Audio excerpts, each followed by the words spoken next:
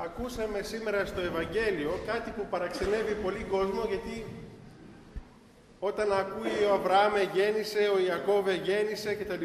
Παραξενεύεται ο κόσμος, λέει τι είναι αυτό. Ενώ στην αρχαία γραφή, θα ξέρετε ίσως οι περισσότεροι, ότι ο άνδρας γεννάει, η γυναίκα τύκνει.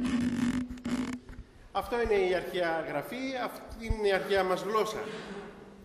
Έχουμε εξηγήσει στο παρελθόν τι σημαίνουν αυτές οι γενεές. Οι 14 γενεές μέχρι τον Δαβίδ, μέχρι την μετικησία Βαβυλώνου σε άλλες 14 και 14 γενεές μέχρι τη γέννηση του Χριστού.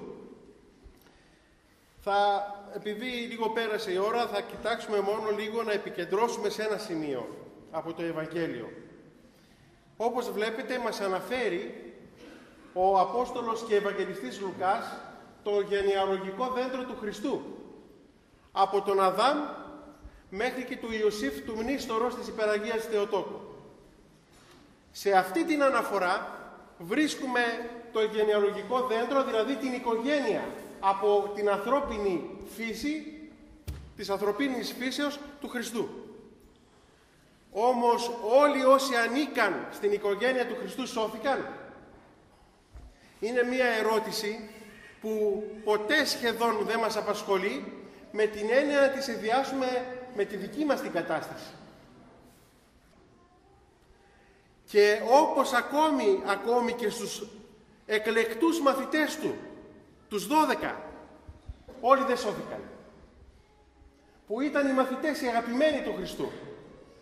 Και μάλιστα αν θέλετε να μιλήσουμε κυριολεκτικά, ο ένας τον πρόδωσε και ασυγχώρητος εκολάστη, ο άλλος τον αρνήθηκε, αλλά έκλαψε πικρός και συγχωρέθηκε.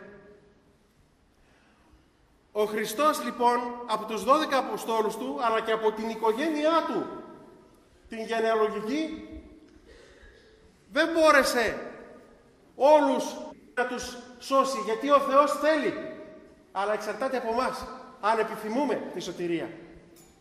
Γι' αυτό, επειδή πλέον στη Καινή Διαθήκη εμείς αποτελούμε την οικογένεια του Χριστού, όταν μιλούσε ο Χριστός σε πολύ κόσμο, πήγαν εκεί κάποιοι μαθητές και του λένε «Κύριε, η μητέρα σου και οι αδελφοί σου περιμένουν να σου μιλήσουν, είναι εδώ». Και λέγει «Ορίστε ποιοι είναι η μητέρα μου και οι αδελφοί μου, οι φίλοι μου και οι συγγενείς μου δηλαδή». Εμείς αποτελούμε την οικογένειά του, αλλά αυτό δεν μας κάνει να είμαστε και σίγουροι ότι θα πετύχουμε σωτηρία. Σαφώς η σωτηρία είναι δώρο του Θεού. Εμείς με την προσπάθειά μας και με τον κόπο μας τίποτα δεν μπορούμε να καταφέρουμε. Απλά να ζητούμε το έλεος Του. Γιατί καμιά φορά νομίζουμε πως επειδή είμαστε κάπως καλοί χριστιανοί και εκτελούμε τα χριστιανικά μας και ορθόδοξα καθήκοντα, θα πετύχουμε σωτηρία.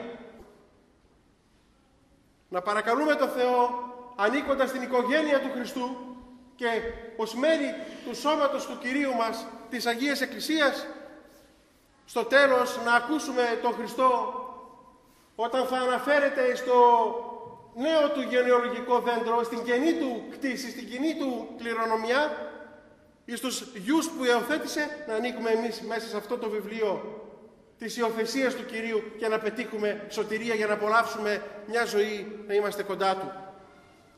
Παρακαλώ πάρα πολύ, γνωρίζουμε ότι πολλοί εξομολογηθήκατε και σας γνωρίζουμε και κατά πρόσωπον. Μερικούς δεν σας εξομολογήσαμε και δεν σας γνωρίζουμε. Θα σας παρακαλέσω, θα πλησιάσετε εδώ στο Αγιοποτήριο μόνον όσοι έχετε την άδεια του πνευματικού σας. Όσους εξομολόγησε ο πνευματικός αυτοί και τους επιτρέπει να μεταλάβουν, αυτοί παρακαλώ να μεταλάβουν, όχι οι άλλοι.